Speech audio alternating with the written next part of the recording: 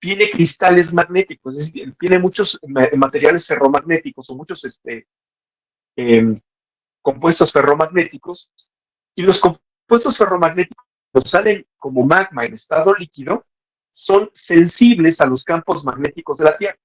Y entonces estos señores demostraron que el campo magnético de la Tierra, algo que ya se sabía de hecho, demostraron que el campo magnético de la Tierra se ha invertido más de una vez en la historia. Es decir, el polo norte acaba en el polo sur y el polo sur acaba en el polo norte. Y eso ya habíamos visto que los polos magnéticos se mueven. Y entonces, estos señores, basándose en eso, demostraron que los compuestos ferromagnéticos que se encuentran en las rocas, que están en las zonas de surgencia, se van orientando en sentido distinto, es decir, a veces se orientan norte-sur, a veces se orientan sur a norte, dependiendo de cómo estaba el campo magnético en la época en la que surgió la lava. Y entonces descubrieron que efectivamente coincidía perfectamente con la historia de la inversión de los campos magnéticos las diferentes bandas producidas por la roca con materiales ferromagnéticos que se encontraban en las zonas de surgencia. Y entonces esto genera un registro perfectamente claro y perfectamente datable de cómo es que, bueno, primero, de cuántas veces ha cambiado se ha invertido el polo terrestre, pero también de cómo es que la roca va saliendo de estas zonas de surgencia y se va adicionando a las placas tectónicas para desplazarlas en sentido opuesto a la surgencia. Entonces aquí vemos las banditas de que indican la inversión de los campos magnéticos gracias a los materiales ferromagnéticos. Este fue el último descubrimiento que por fin hizo que los geólogos aceptaran por completo la teoría de Wegener. ¿Hasta aquí vamos bien?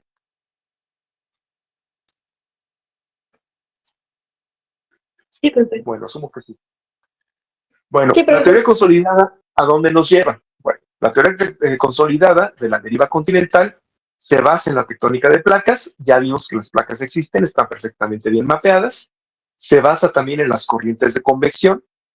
Se basa, ay, me faltan ahí unas diapositivas. Bueno, se basa en lo que ya vimos, me regreso, en la teoría de las corrientes de convección, en las zonas de surgencia, la edad de las zonas de surgencia y finalmente en el geomagnetismo en las zonas de surgencia. ¿Ok? Bueno, y estas todas son preguntas de examen. Ahora, regresando a los tipos de bordes que tienen que ver, ahora no solo con las, más bien no tienen que ver con las zonas de choque, sino con las zonas de surgencia, tenemos bordes divergentes, o dorsales asiáticas, atlánticas, perdón, dorsales atlánticas, dorsales oceánicas, perdón, bordes divergentes o dorsales oceánicas. Este es el otro tipo de volcanes que puede ocurrir, Xochitl. Las dorsales oceánicas son puntos de surgencia y en esos puntos de surgencia también pueden aparecer volcanes. Si por alguna razón las zonas de surgencia son obstruidas temporalmente, la presión se acumula y cuando se rompe la corteza terrestre otra vez, puede salir una gran cantidad de magma que puede generar un volcán. Entonces, las dorsales atlánticas o pacíficas son otra vez fuentes de actividad magmática que puede derivar en volcanes. Bueno, esos son los bordes parejitos, los que se desplazan de manera divergente parejitos. Pero también están los bordes transformantes o fallas transformantes. Estos bordes transformantes son aquellos en los que las placas no se separan de manera divergente, sino se van desplazando una en una dirección y la otra en la dirección opuesta. Imagínense que una se desplaza hacia el norte y otra se desplaza hacia el sur. Entonces, aquí vemos un ejemplo, tenemos dos placas, aquí tenemos la zona de surgencia de magma, y una falla está moviendo, perdón, la falla indica que una de las placas se está moviendo en una dirección y la otra se está moviendo en dirección opuesta, pero de manera paralela, es decir, van friccionando, ¿no? O sea, se mantienen juntas, pero literalmente se van rayando el chasis una a la otra. Estas eventualmente se van a separar. ¿Por qué? Porque sigue surgiendo material magmático, pero conforme se van separando, se siguen moviendo de manera paralela en sentidos opuestos. El mejor ejemplo que tenemos de manera cercana es la falla de San Andrés. La falla de San Andrés es la responsable de la separación de la península de Baja California y como vemos aquí, esta es una zona de de desplazamiento o una zona de sutura en continente, sobre California, y vemos que esta falla de San Andrés no viene nada más en California, viene desde la placa en el océano, se prolonga por todo California y llega hasta el Golfo de Cortés o al mar de California, y baja todavía un poco más. Entonces, este desplazamiento paralelo es el que ha causado que la península de Baja California se separe del continente y se vaya desplazando hacia el Océano Pacífico. Esta sería una falla transformante. Y después están los bordes convergentes o de subducción. Por un lado tenemos otras fallas con separaciones, es decir, las fallas que ya mencionamos, las divergentes, o las fallas transformantes. Pero por el otro lado de las fallas, lo que tenemos son choques. Y entonces acá tenemos los bordes convergentes, que esos ya los habíamos visto. Los bordes convergentes son los que generan precisamente el choque de placas, y si es una placa más pesada que la otra, pues la placa más pesada se va hacia abajo. Si las dos son más o menos de la misma densidad, miden fuerzas y chocan de manera frontal hasta que finalmente una cede y se va para abajo. Y a estas zonas, estos choques o bordes convergentes, se les llama zonas de subducción.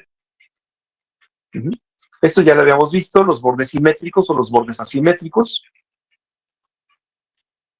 Los anteriores eran los simétricos, estos son los asimétricos. Y aquí tenemos un resumen de todos. Tenemos los arcos volcánicos insulares, que es donde dos placas tectónicas están chocando en el mar, dos placas de la misma densidad, y aquí se puede formar un arco volcánico insular, forman islitas. Tenemos también las zonas de suturas o las zonas divergentes. Aquí tenemos las dorsales, y esta también es pregunta de examen. Tenemos los arcos volcánicos continentales, cuando una placa densa choca con una placa menos densa. Tenemos las zonas de los rifts continentales, donde tenemos una dorsal o una zona de falla, y se están separando las placas. Tenemos las cordilleras intercontinentales, donde chocan dos placas de la misma densidad, dos placas continentales de la misma densidad. Y lo que nos falta aquí, por ejemplo, son las zonas de hotspot, que las vamos a ver ahorita. Los hotspots son los que ya les había comentado hace un rato, son afloramientos de magma desde el núcleo que fracturan la corteza terrestre, generan los escudos basálticos, y a partir de esos escudos basálticos se empiezan a formar ahora sí los hotspots volcánicos, ¿no? Que nos empiezan a generar archipiélagos volcánicos. Este es el ejemplo de Hawái. Las islas más viejitas son las que están más alejadas del hotspot.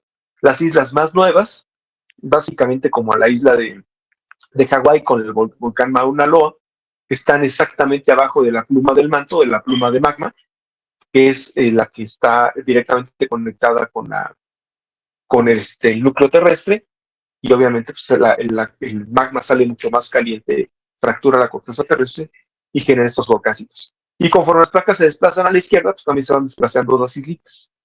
Si recuerdan, en clases anteriores mencionábamos también que las islas de Hawái, obviamente, gracias a este desplazamiento, pues nos permiten ir estudiando cómo es que las islas, hablando de bibliografía de islas, tienen también un ciclo de vida. Las islas empiezan desde que se forman y son completamente volcánicas, me refiero a las islas volcánicas, empiezan a colonizarse, se inicia el proceso de sucesión ecológica, el proceso de sucesión ecológica va avanzando hasta que tenemos una isla madura, y después de cierto tiempo la isla se empieza a erosionar y empieza a degradarse y empieza a perder también biota.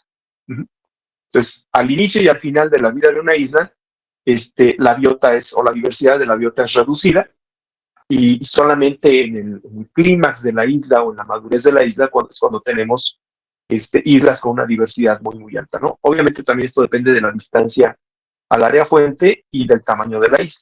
Pero, por ejemplo, entre las islas maduras tenemos Maui, y eventualmente Hawái, ahorita ya se puede considerar como una isla madura, aun cuando todavía está abajo del hotspot. El otro ejemplo es el de las Galápagos. En el caso de las Galápagos, el desplazamiento es en una dirección diferente al de las islas de Hawái. Aquí tenemos la placa Pacífico, aquí tenemos la placa de Nazca o peruana, y acá tenemos la placa de Cocos, que es la que nos pega en México, y esta es la zona de las Galápagos. Entonces, si ustedes se fijan, aquí hay un rift, sea, esta placa se está moviendo hacia el sur, esta placa se está desplazando, no, perdón, ¿cómo está esto? Sí, esta placa se está moviendo hacia el sureste, perdón, la placa de Nazca, y esta placa se está moviendo hacia el norte. Entonces, el hotspot está básicamente en esta zona, y conforme esta placa se desplaza hacia abajo, va moviendo las islas en sentido sureste. Parece exactamente lo mismo que las Galápagos.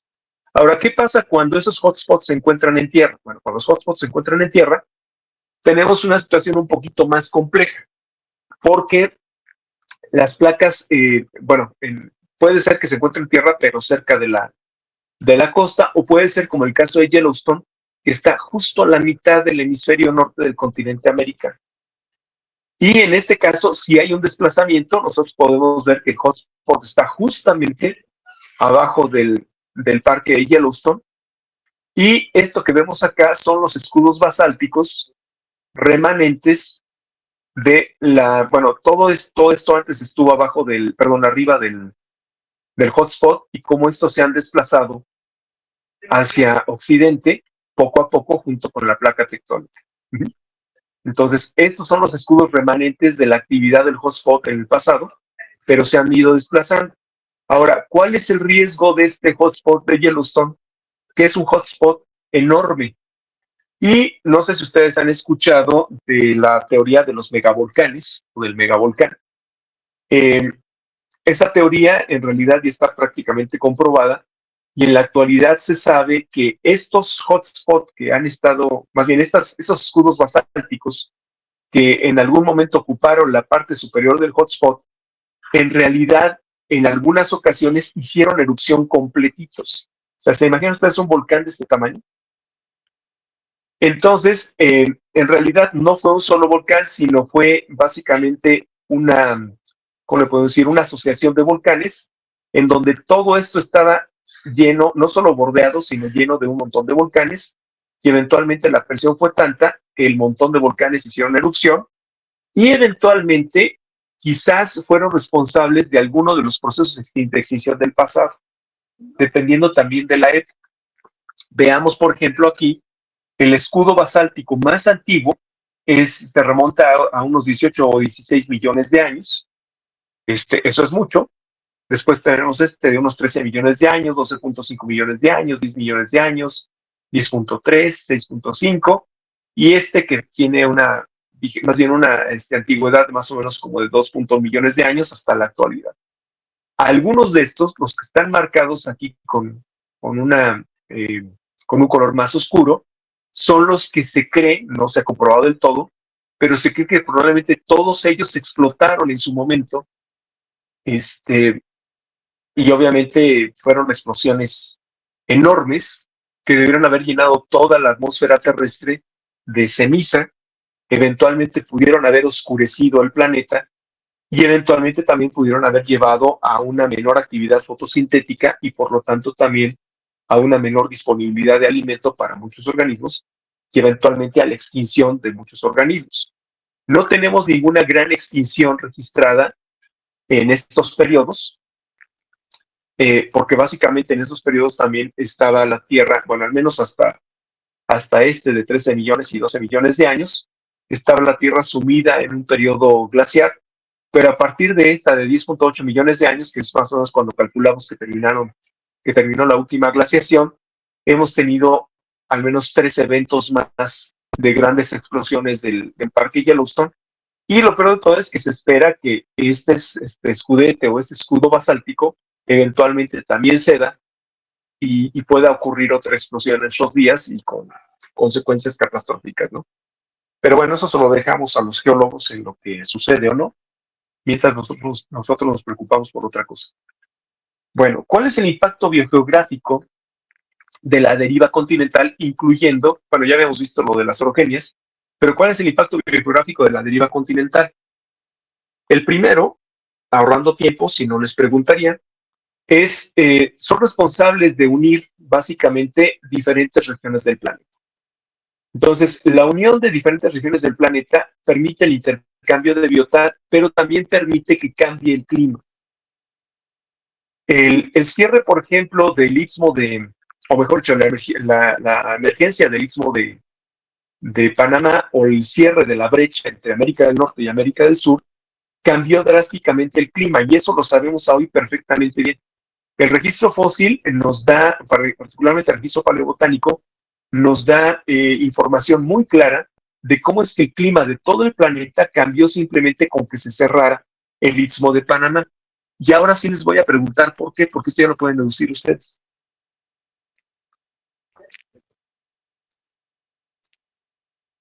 Si se cierra la brecha entre el hemisferio norte, perdón, entre América del Norte y América del Sur, ¿cómo es que pudo haber cambiado el clima del planeta o por qué cambió el clima del planeta?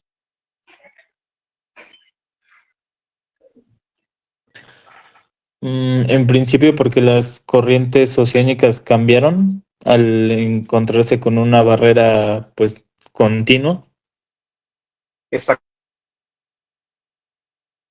El proceso de las corrientes oceánicas fue más que suficiente, bueno, hubo otros factores, pero fue más que suficiente para cambiar el clima del planeta. Además, en la época en la que se cierra la brecha entre América del Norte y América del Sur, justamente coincide primero con el máximo glaciar y después con el fin del periodo glaciar. Entonces se cree que es decir, lo que interrumpió el máximo glaciar fue precisamente el surgimiento del istmo de Panamá. Se redujo el flujo de corrientes oceánicas entre el Atlántico y el Pacífico, y esto hizo que se incrementara otra vez la temperatura del planeta. Si no, quizá hubiera durado más el máximo glaciar.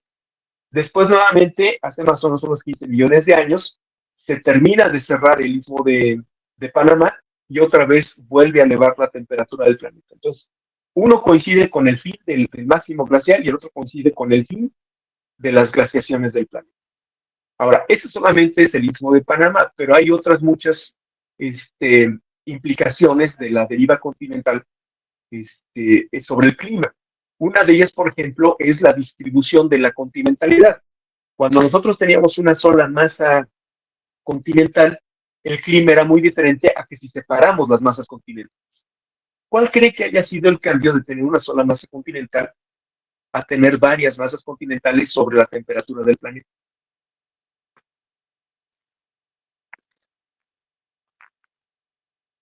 Por ejemplo, las zonas selváticas o boscosas empezaron a ser más a comparación de cuando solamente era una masa continental. No necesariamente. Que ya no se mantenía como uniforme la temperatura de los océanos, o sea que debido a la fragmentación se crearon diferentes variaciones de temperatura. Sí, pero ¿por qué? ¿Qué se calienta más, el mar o los continentes? Bueno, ¿qué se calienta más rápido? Y generan más continentes. Los continentes. Entonces, si tú tienes una sola masa continental y un mar enorme como la Pantalaza, el mar puede regular tremendamente la temperatura hacia la baja. Pero cuando tú separas los continentes, literalmente pones calentadores en diferentes sitios del planeta, en lugar de tener un solo calentador. Y entonces, por ejemplo, si ustedes tienen frío en su casa y quieren calentar toda su casa, pondrían además una chimenea en la sala o pondrían, por ejemplo, un calentador en cada cuarto. ¿Qué es más eficiente? Me refiero en términos de calentamiento. El calentador en cada cuarto. ¿Perdón? ¿No te escuché? ¿Cómo? Poner más calentadores que solo la chimenea. Exacto. Entonces, si tú tienes una sola masa continental, el mar ofrece una regulación de temperatura hacia la baja, porque absorbe más calor y lo suelta más lentamente. Entonces, si tú tienes una sola masa continental, pues sí se calienta mucho, pero se enfría muy rápido, o se enfría igualmente rápido. Ahora, si tú separas los continentes, es como si tuvieras varios calentadores y entonces la temperatura del planeta tiende a incrementarse porque ahora estás distribuyendo en todo el planeta el calor de manera más homogénea que si tuvieras una sola masa continental. Y entonces esto, por supuesto, que cambió el clima del planeta. Bueno, la siguiente. Una vez que fragmentamos este supercontinente y tenemos varios bloques continentales menores, ¿cuál pudo haber sido el efecto sobre la diversidad y sobre los climas locales?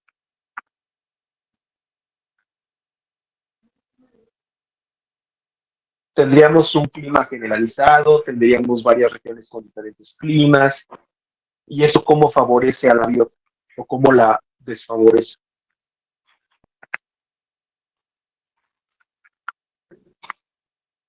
Pues como ya lo hemos visto, o sea, al dividirse se crearon nuevas regiones y eso incrementó la biodiversidad y se crearon nuevas especies. ¿Pero por qué?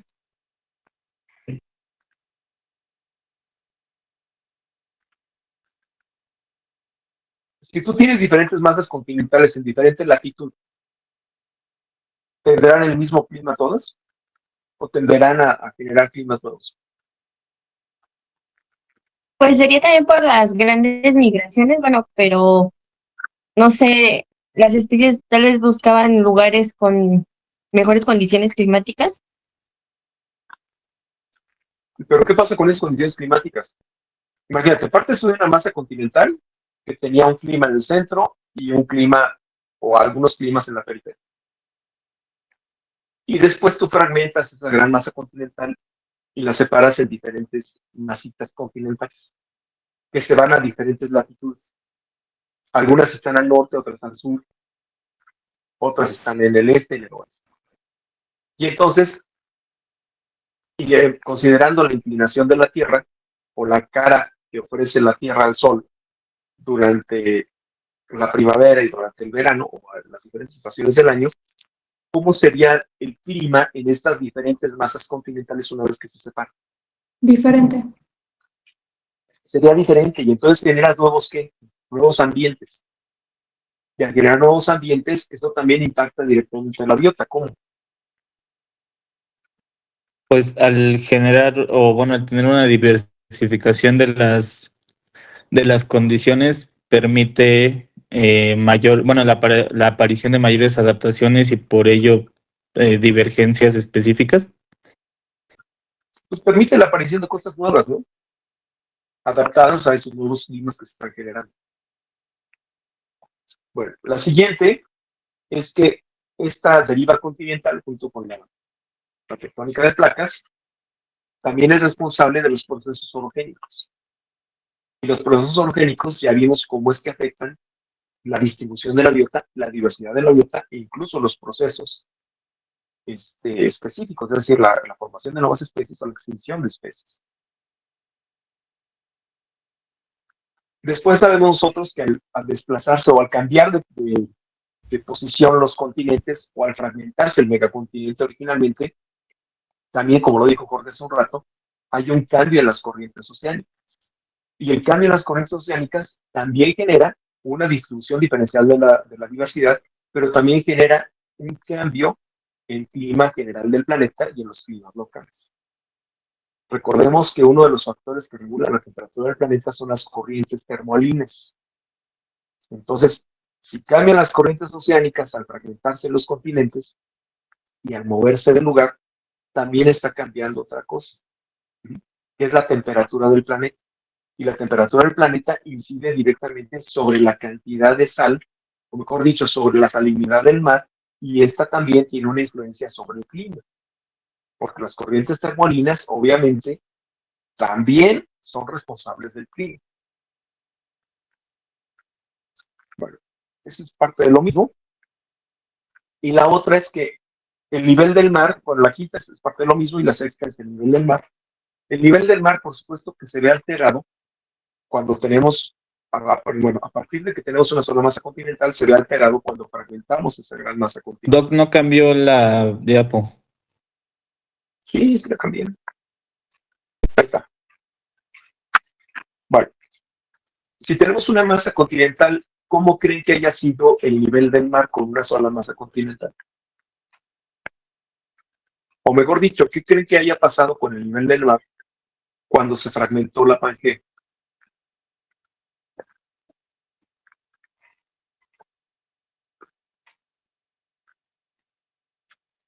¿Subió, bajó?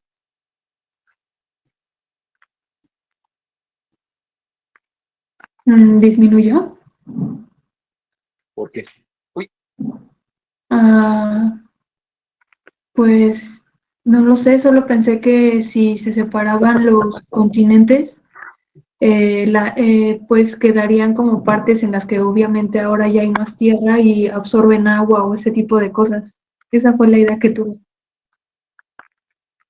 ¿y los demás qué dicen?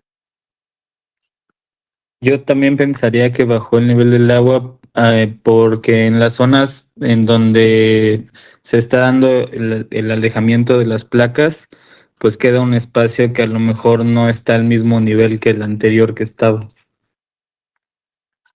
Ok, de manera general sí disminuyó el nivel del mar. Y disminuyó no solo por la disposición de los continentes una vez fragmentados, sino también porque bajó la temperatura del planeta. Al bajar la temperatura del planeta se empiezan a formar los glaciares y eso retira mucha agua del sistema. Pero sí, efectivamente disminuye el nivel del mar. Y el efecto de la biota, bueno, pues ya es lo que hemos estado discutiendo a lo largo de esta presentación, ¿no? Se favorecen tanto procesos de extinción como procesos de especiación. También se favorecen los endemismos, se favorece la formación de refugios en respuesta también al cambio climático y se genera una nueva diversidad diferente a la que existía cuando teníamos una zona más continental. Nuevos ambientes, nueva biota. Y la otra finalmente es que a partir de la biota ancestral, que estaba compartida en un solo continente, cuando esos continentes se separan, se generan patrones disyuntos de distribución de las especies de un mismo género o de una misma familia. Y eso es básicamente lo que le daba Cruzat, si ustedes recuerdan. Y como ya lo mencioné, pues la extinción de especies también está ligada directamente a estos procesos. Cambia el clima, cambia el ambiente, cambian las condiciones, muchas especies no se pueden adaptar y entonces desaparecen. Y esto favorece procesos evolutivos. La generación de nuevos ambientes, como ya lo mencionamos, favorece la especiación, derivado de todo lo que ya vimos. ¿Preguntas, comentarios hasta ahora? No, profe. ¿No? Bueno, entonces nos vamos con la siguiente. Y ya estamos más cerca del examen.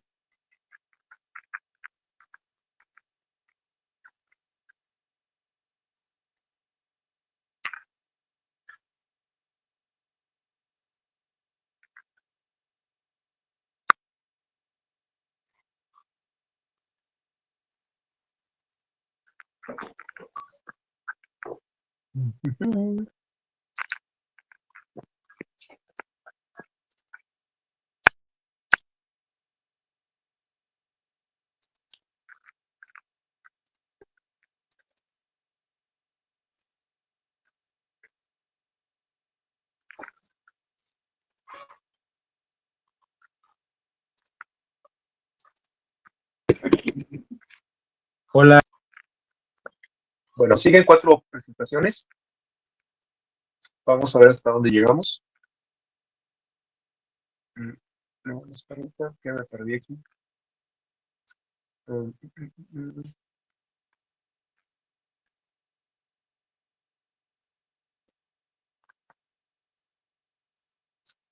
Permítanme un segundo.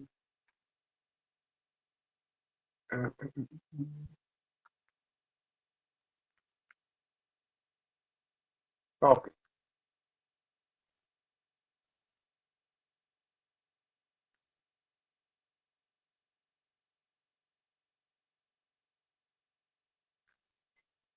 Empezamos con el cambio climático en tiempo geológico. Estas son 3 presentaciones relativamente cortas que están muy, muy ligadas. Bueno, en realidad todos estos temas están ligados. Para que nosotros podamos estudiar el clima en escala histórica o en escala geológica, utilizamos elementos indirectos que nos dan una medida eh, del clima ancestral. Y entonces tenemos 2 disciplinas de la meteorología o de la climatología que nos permiten estudiar esas evidencias indirectas del clima ancestral que se conocen como proxies. La primera es la paleoclimatología y la segunda